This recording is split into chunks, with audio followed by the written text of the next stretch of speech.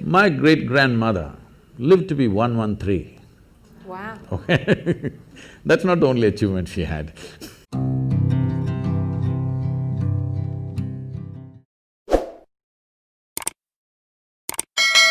Yes, please. My great-grandmother lived to be 113. Wow. Okay? That's not the only achievement she had. She got married when she was 14.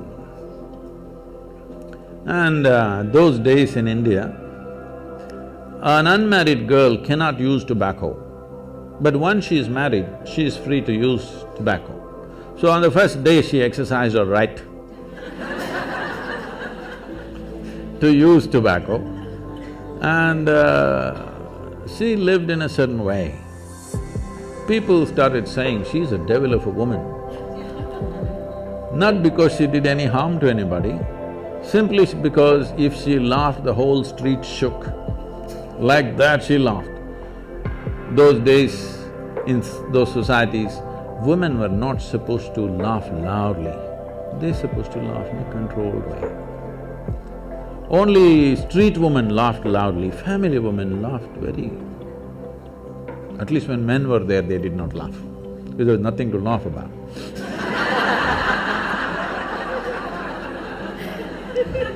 But she laughed in such a way that the whole street would shake if she laughed. So people said she laughs like a devil. Always, unfortunately, this is the whole thing. The devil is a laughing one. God is a dead serious one. It's your choice.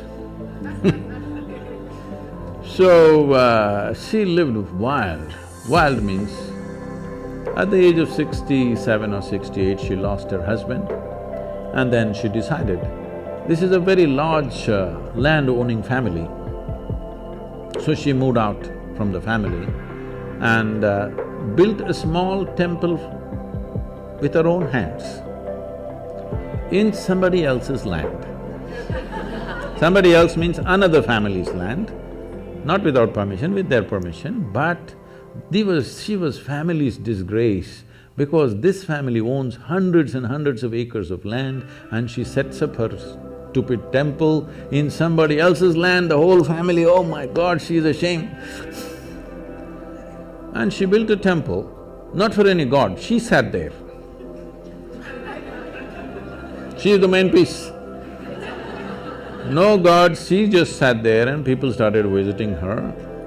And slowly, this following grew for her and she just lived there. When we went there for vacation, she would come to see us. She was an incredible woman, she just captured me in a certain way simply because one thing, she laughed.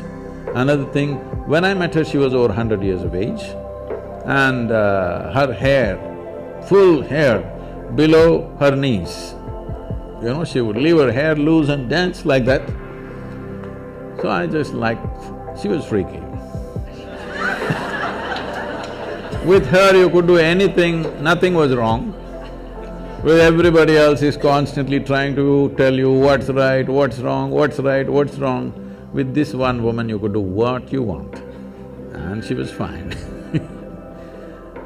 And sometimes, she would be crying and laughing at the same time. And I asked, what's happening with you? Are you crazy? Everybody says you're crazy. Why are you crying and laughing at the same time? She would just burst into a hoot of laughter and say, someday you will know, and she would laugh. And I would see her like this. If they give her breakfast, she first goes and feeds the ants, then the sparrows, then the squirrels. Most of her breakfast is over in this. And people, self-appointed advisors, they come and say, you old woman, you just don't eat anything, you will die like this. All these advisors died, but she lived and lived. She buried her husband, her children, her grandchildren, some of her great-grandchildren, but she lived on. And many times I've seen her, after having fed the ants and everything, she would simply sit there, not even eating this little breakfast she has, tears flowing down her cheeks.